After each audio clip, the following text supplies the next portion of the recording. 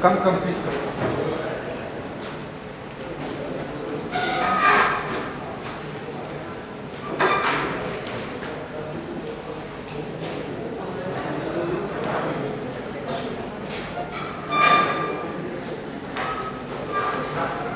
Good evening, friends.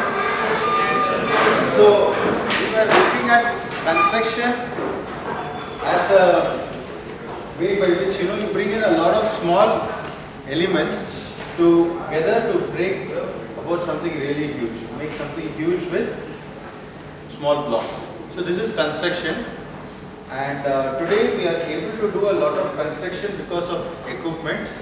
Okay, although this equipment part is not part of the regular syllabus, we are just trying to have a look at how we can look at an equipment as a civil engineer, because usually when we look at a civil engineer, we say that my work is only related with some of the materials which I am familiar with. What are the materials that civil engineers are familiar with? Cement, yes, then bricks. Okay, today if you go to SMB or MB, you are having a new kind of block which is being used. What is that? Autoclaved block, aerated concrete. Actually, they are aerocon blocks. Okay, I don't know who told, but that is the exact word. It could have been autoclaved also, but I am not sure about that. But then there has been some material which has been added to it to make small bubbles come into the concrete or the mix, and that block becomes very, very light. So that's another material with which you are familiar with. Okay, but if I am going to ask you, are you familiar with like a computer for doing a program for banking application? Would you say yes? No, but if I ask you the same computer, if I say that it's for a tool for drawing or drafting, will you be familiar with it? Hopefully yes. Okay, so like that we see that we got a lot of equipments or machines which have made life easier for us. Okay, so the machines have helped us to make the work better. For instance, if you take a road which is being paved today is much different from the road which was paved when we were younger. Today the paver comes, then you got a vibro compactor. The vibro compactor literally steam irons the road. The road looks so good at the end of the pass of a vibro compactor, which was not there earlier. So this is what we mean by saying that equipments have changed. The change in the equipment has made the life easier for civil engineering. Okay? So this is one very big reason why we try to focus upon the equipment which we are going to use. We saw the various categories of equipment in the last class. You rightly pointed out that there were a lot of equipment for earthwork, then there were equipment for hauling, there were equipment for lifting like cranes, okay, and cranes could be stationary like the tower crane which is there in almost every construction site of a tall building. If you look at Burj Khalifa also, till the end there was a crane, there was a tower crane which was used. So the tower cranes are one kind of stationary cranes, or you got the cranes which can move, carrying the equipment, or there are cranes which can move from one place to another, but they cannot lift and move. So that was another category of equipment which we suddenly saw about the various things about the cost of ownership of equipment. So these are some of the things which we saw. So there is a cost to purchase the equipment outright. Then there is some salvage value. That means you will find that there is a value for the equipment. There will be some residual value for the equipment, but then you want to dispose the equipment when it still has some value. See, for instance, if you look at the mobile phones today, the exchange is there for mobile phones which are, what is the criteria which Flipkart gives or any other online dealer for exchange? Hey, come on here. If you are going to exchange a mobile phone, what are the criteria they give? There should not be any physical damage. That means glass cannot be cracked. Okay, then they just say IMEI number should be the same, right? They don't worry about whether the battery is top quality. They don't look at so many other things. But it should at least be turning on It should at least have the correct IMEI number. It should not have any physical damage. So when you have an equipment which is in that condition, maybe if you go for 4 more months with your mobile, your battery will become totally dead. It will be totally useless. So just before that time, what do you try to do? You try to sell it, right? Am I right or wrong here? So this is what we do even in our construction company. Yes, we try to save some in, like, no, let us sell some light, we try to sell it. So that's salvage value. And when you have any equipment, when you are having anything, that's called as an asset. So anything which you can call as which makes you richer is an asset, and you have a tax on the assets. However, if the asset keeps on, is with you for some time, there's a depreciation, and also the tax will come down. Same thing goes with your insurance also, like you got a no claim bonus and stuff like that. So if suppose you are able to maintain that, then you are going to reduce your insurance. That means if I am buying a new equipment today, the cost of insurance is much higher. Okay, so you will have to see how many years I should have this equipment with me before I will start to make a loss. Okay, so that period you try to see, or the point in which you can make it really happen. I think the other things are quite clear. Maintenance, of course, I'm sure you'll understand.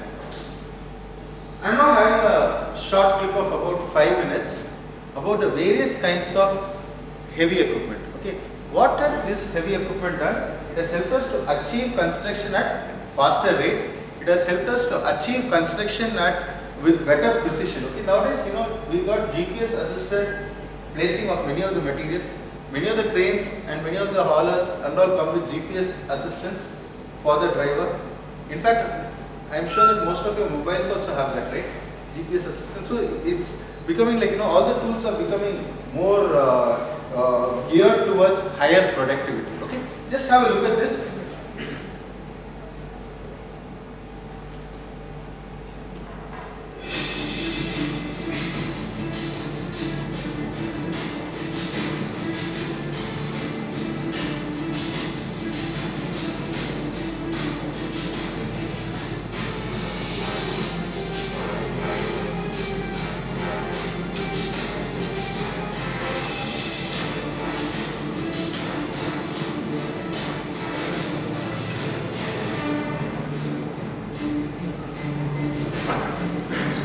The thing which you are going to see is the size of these trucks. Look at that man over there.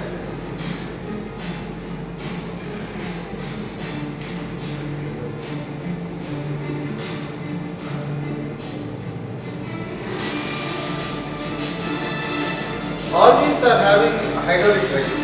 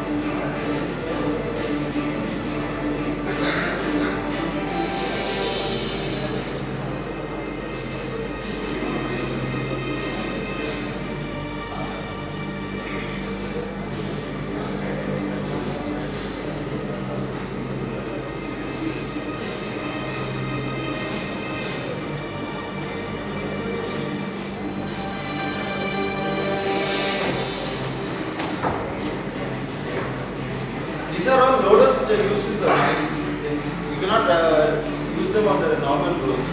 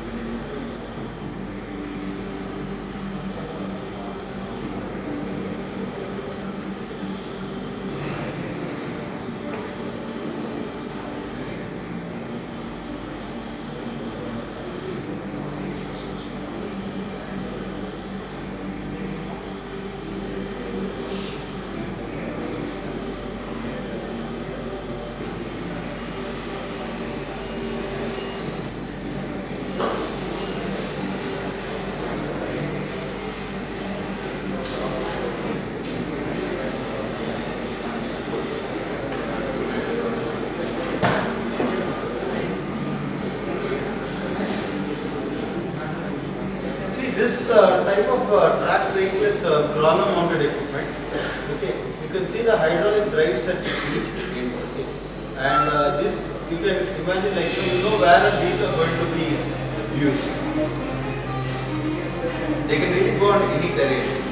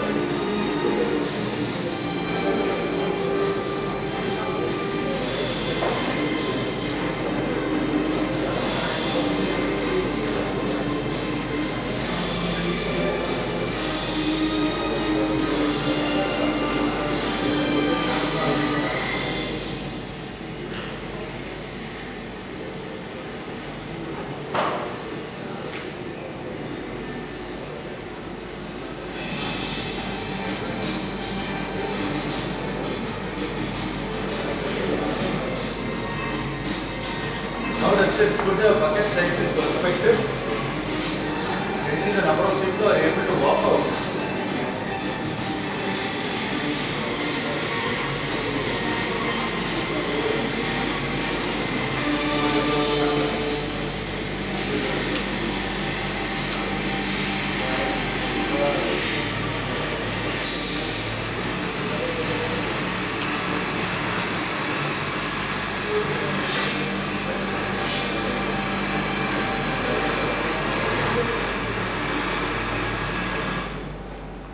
Okay, so what did you think of that demonstration of equipment? Very huge. And those of you who came a little early, you would have seen a car being squished by one of those monster trucks. So you can see that that these equipment, they give you a sense of power. But if you are standing close to them, you feel so dwarfed. You feel really afraid. I used to feel a little terrified standing near them. Always there's the question, what if? What if something happens? It's an unnamed fear, but they still give you that feeling when you meet them for the first time, or when you don't associate with these equipment so intimately. But these equipment, when wrongly decided, are going to break your project. Okay. So as a site engineer, you will be given a very limited array of equipments, because a construction site cannot afford to get the right tool for the job every time. It would be a equipment which will be a compromise, so that you will be used for the most number of types of jobs. Okay. You may not have the biggest crane available to lift your equipment, but you may have 3 smaller cranes which have to be used correctly to get the same job done. Okay. So this aspect is only the management which you have. So which equipment you are going to do is going to be the planning which you are going to be doing. So when you are going to use what, that's going to be your plan, and how you are going to use things is going to be your management part. Okay. So you need to understand the machine to be competitive. Today's world is highly competitive. Okay. What is competitive? What is being competitive? What is a competition? Okay, what's a competition? Sorry? I'm not able to hear you. One person raise your hand and please tell me. Yeah. Sir, it's more of a sort of a battle of a contest between different people or multiple different people. Yes. Out of which generally one person dominates or generally one person wins. Yeah, one entity dominates in the whole thing. Okay. Now let's say that 4 of you are going in a race. What are you going to do? Are you going to say that okay, I'm being gentlemanly, you please win? Or is it that you're going to say I'm going to be better than the other 3? This is being competitive. The spirit is there in each of us to prove that we are better than any other. Is anybody here who says that fellow is better than me, or sir you are better than me?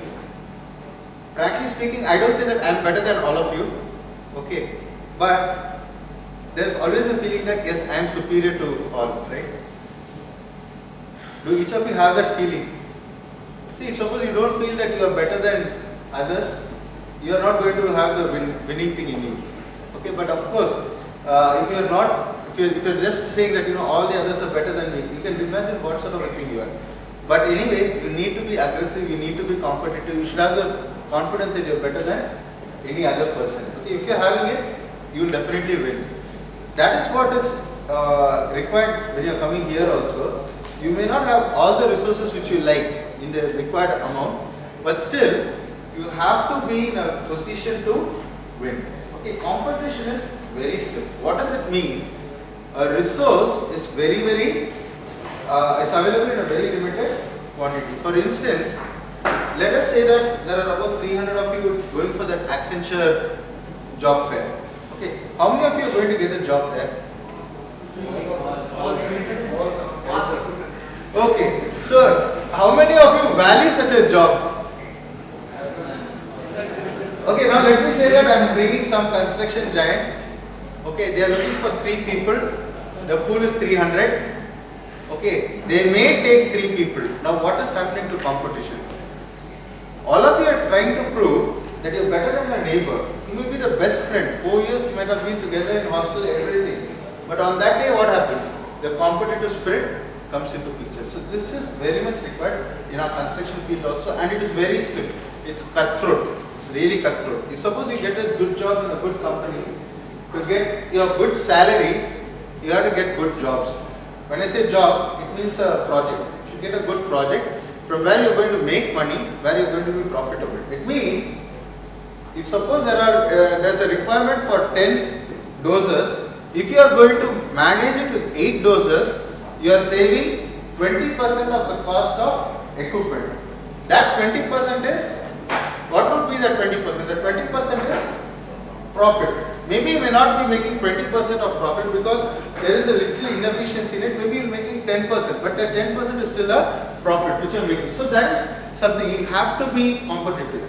Second thing is, you have to understand your machines so that you can be competitive. Okay, to reduce the inventory, to reduce the inventory, you have to understand your machines. What do you mean by reducing the inventory? Inventory, yes. Sorry? Yeah, please answer.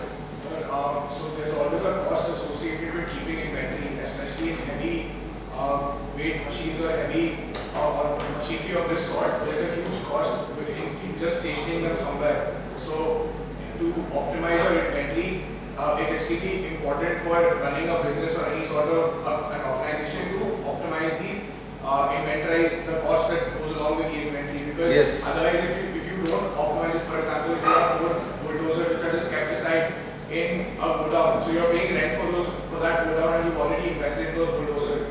So a better strategy would be to use 2 bulldozers and probably block off a particular space in a warehouse so that you're optimizing your cost, you're saving money and you're making more of profit, and that would be your management. Can you define what inventory is? You told inventory in all your statements. What is inventory? Sir, inventory is basically the amount of equipment that you have. Okay, it's not only equipment, it's also the spare parts which machinery, go with it. yeah. It also means the other consumables that go with your equipment. So consumables are petrol or diesel and lubricants and tires. Okay, then the hydraulic hoses. These are all things which definitely are going to get require replacement, or it's continuously going to be used. Okay, so if suppose you are going to have 5 different companies, each having different systems altogether. For example, if suppose you look at today's date, most of the mobiles have been standardized with micro USB standard. Okay, it means that my wife and I can just use one charger and still serve the purpose. However, if I am using an iPhone and somebody else uses something else, what happens to the number of chargers which we have in our house? Same thing goes with the equipment which we have. Same thing happens to the trucks. If suppose you are having Ashok Leyland, then MAN trucks, and then Tata and Mitsubishi and so many other parts. What happens to your inventory? The inventory becomes very huge. The tire of one cannot be interchanged with another. Now look at your shuttle caps. All the shuttle caps are the same. in the event that one shuttlecock requires is in trouble, in distress, immediately the person removes that spare tire from his shuttlecock and gives it to him. The show is going on. It means that instead of having for 100 trucks, you can just have 10 spare tires and still get along with it. So this is what we mean by reducing the inventory by understanding the machines correctly.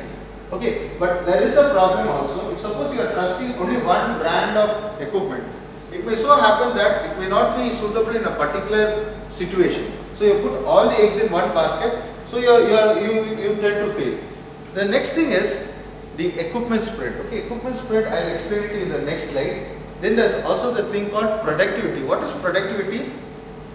Each equipment can do a particular kind of work best, okay, in certain conditions. Okay, so this is productivity. For instance, if suppose you are having a machine that harvests wheat, so suppose that you can harvest 1 square kilometer per day. That is the productivity of that harvesting equipment. The same way you go for a road roller or a cement mixer, okay. So it can produce a 100 meter cube of concrete per day. So that is the productivity of that equipment. Okay. Along with that, there is also cost involved. Okay. So for producing 100 meter cube of concrete, this may take say 1 kiloliter of 1000 liters of diesel. Now there is another equipment which does 300 meter cube of concrete per day, taking 1250 liters for that. Now which is better for you? But the cost of the second equipment is say 3 times the cost of the first. So what would you do? So you see this math, if you are going to solve this math and going to give an answer, then you are going to understand which equipment is best for you. See what you will do is you will see how much you are going to use. Petrol cost is something which is recurring, but the initial investment is one time. So if it is warranting that you want, then you see how much time you want to recover your investment in. Say in 2 years I want to recover my investment. So you will keep drawing, you will be seeing, so how much I have to earn per day to get this investment back. So if you are able to make that investment, you will find that if the running cost is lesser, you may actually find that the second equipment is cheaper, provided your requirement of concrete is to that extent. Otherwise, you are again going to lose a lot of money. So you need to understand all of this. So return of investment means you invest some money. When is it that you are going to get the investment back? Okay. So if suppose it's going to be very, very long, you may prefer to rent out the equipment. So these sort of choices are, excuse me please, determined when you understand the equipment nicely. When you understand the equipment, you will be able to do it. Again, the safety and sustainability issues which are there. We are talking about equipment spread. Okay. When you say equipment spread, it is the sequence or the chain of equipment which is required to produce a particular product. Okay. For instance, if I want to have a ready-mix concrete pumped at my site, I need to have a concrete pump. But if I buy a concrete pump alone, is it enough? What do I need to run the concrete pump? I need some cement mixers to feed my concrete pump. Okay. Now, is it enough if I have only the concrete mixer? I need a batching plant. What's a batching plant? It's where you proportion the materials which go into the mixer. So then that is becoming mandatory. Now, is it enough if I have only a batching plant? I'll have to think of trucks to bring in my raw material. Now, from where are the trucks going to bring? From the crushing units. So, see, you may not buy the crushing unit, you may just buy the material from a supplier. You may not buy the trucks, but you may be able to hire a transporter to bring it to your site. So, in each of this chain, you will find that owning some of this or all of this is economical for you. Okay. So, this sequence is called the equipment spread. If you have a very large equipment spread, your initial cost is very high, but if your job warrants such a huge equipment overlay, it is well and good. You can as well go with this. Okay. So this is what we call as the equipment spread. I hope you understood that. So if you are going to own a equipment, these are the costs which are going to come along with it. So these are all inevitable. There's no way you can say that I'm going to escape these costs. So these costs are definitely going to be there. Okay. Now I'm not going to go into all of this. I'm sure that you will understand. If you have any doubts, you're welcome to ask. If you have any doubts in any of these points, please ask. Sorry, yeah. So you've been advocating hiring or renting trucks for certain purposes because you've been saying that the cost for a particular project can go down if you hire a leaser. But at the start of the class, you spoke about how asset creation is also important for a company. So at the same time, if you purchase this equipment, then doesn't it lead to asset creation in the longer run? And if you look at it from a longer perspective, then it's always better to buy these equipments rather than just leasing them, because then you save in the longer run and not just in the shorter run. See, the requirement of creating an asset is twofold. The moment you create assets, you're going to pay taxes for it. Okay, so whenever the asset is there, it's taxable. Of course, as the asset ages, the taxation also decreases. Insurance cost also decreases. Okay, but if you're going to get it on rent, you still pay for all of this, because the owner, he's not doing social service to you by renting his equipment. His cost of that equipment, his insurance cost, all of that is being built into that rent. Now suppose you are going to have the equipment being used for a very long period of time continuously. It means that you have to have back-to-back orders in your order book. So the moment one job site finishes off with the excavator should immediately go to the next one. That means it's profitable. If you are owning a tar crane and you are having a back-to-back order, then it is profitable. However, one day you may require the dump trucks to take material from your site. But after that, what are you going to do? The life of the project is 5 years, maybe 2 years. So the first 3 months you may be using the dump trucks, but what are you going to do at the end of that period? It may not be usable. So you will make a graph and see what we call as the break-even point. Okay, all these things we will be studying it subsequently. This break-even point means at one point, whether I hire it or whether I own it, the cost is the same. So now suppose we go beyond the break-even point, then you start to make profit. So is it possible that your equipment is going to have such a useful life and earn that much in that period where you want to own it to make that profit? Then only you are going to buy the equipment. So to buy or rent is mainly decided by your perception of how you feel the industry is going to be in the near future. So is the industry receptive for new jobs? Will you get a new job? Or whenever I say job, in this case it's a project. Okay, whenever I say job, it's a project. Okay, so if I am going to get a project in the near future, then it's worth it. Otherwise, you may be finding that it's better to rent it. Okay. Okay, fine. So, yeah. I think the rest of the points are clear, right? So here that's a nice crawler mounted equipment which is there. So I got another video of heavy equipment, but I don't know if I really want to play it. Huh? No, yeah. I think if I'm not mistaken, I think I have just put the same video back here. Okay. There was a little, I think I put the same video because it's the same video, same shot which I'm seeing. So I feel I made a mistake in the putting of the video. There's another video which I wanted to just show like the various kinds of earth moving equipment alone. You saw a lot of earth moving equipment. Probably the things which I wanted to show you were some scrapers which level the earth when you work on. Okay. So what we saw today is a very fundamental introduction to the way we civil engineers look at equipment. We civil engineers cannot tell that, you see guys, this is not my cup of cake. I don't know what this equipment is all about. I don't know what you are talking about, a diesel engine.